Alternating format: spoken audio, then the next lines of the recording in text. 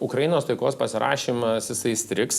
Taikos sutartis, nors aš tikėjausi, kad jie taikos sutartį vis dėlto pasirašys praėjusiu metu spalio lapkričio mėnesį, nes Trumpas turėjo kozirius. Jis tada galėjo kirsti ir galėjo kirsti labai stipriai ir pasirašyti. Kadangi jis to nepadarė, reiškia, jam dar reikia iš tikrųjų nustekenti Europą, nes Europa niekaip nesupranta, kad turi pati stotis ir pati gintis ir pati ekonomiką savo auginti, o ne kitų šalių sąskaitą.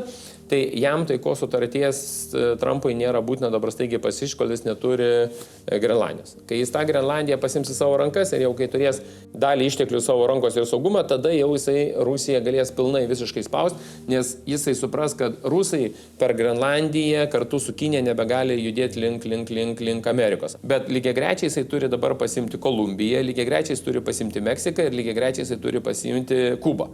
Tai klausimas man įdomu, kiek ilgai jis tą dalyką darys. Ir aš manau, čia tik laiko klausimas, kada jisai Islandija. O Islandija, žinote, yra labai nedidelė tauta, nedidelė valstybėlė. Tai klausimas, ar jis ją bandys pirkti, ar jis ją bandys pasimti jėgą. Danija ir Grenlandija, aš tik dabar bijau suminuoti kokiais metais, čia ne taip ir gal 2006 ar 2004 metais, man atrodo, buvo Danijos liktai sprendimas, kad patys Grenlandai gali apsispręsti, prie ko jie norėtų būti pririšti.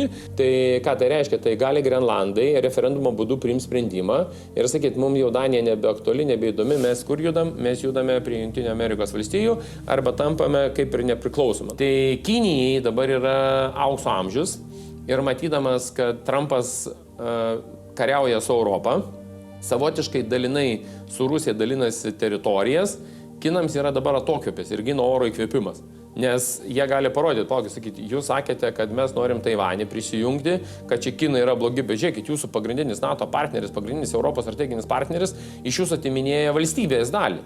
Tie, kurie palaiko Trumpo idėją, kad Grenlandija turi priklausyti Amerikai, tie muitų nepritaikė, o tie, kurie prieš, tiem pritaikė. Ir be kita ko, reikia nepamiršti vieną dalyko, kad Merco partijai kyla labai didelis sukilimas ir panašu, kad partija eis į skilimą ir galim Vokietijai turėti pirmalaikius rinkimus.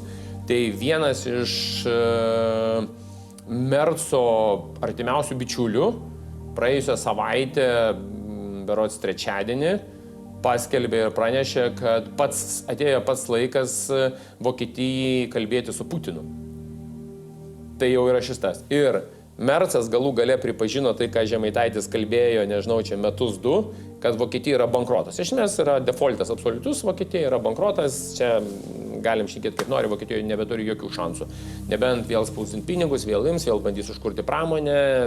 Tas yra, aišku, galima tai jie tikrai padarys, bet dabar yra absoliučiai bankrotas. Ir dėl ko vokiečių konservatoriai, kaip ir mūsų, paimsit ar Kasčiūną ar kitus, jie vis tiek bus priversti nusisukti Rusiją. Nes jiems reikia ko? Jiems reikia pigių energetinių išteklių. Tai dabar klausimas yra moralė, pinigai ir ekonomika. Ir kas Vokietijoje laimės? Panašu, kad jau moralė eina į dugną, žaliasis kursas eina į dugną ir jeigu jau socialdemokratai ir konservatoriai yra pradedami spausti ir jos liepia eiti į Rusijos pusę, akivaizdu, kad mes turėsime naują politiką.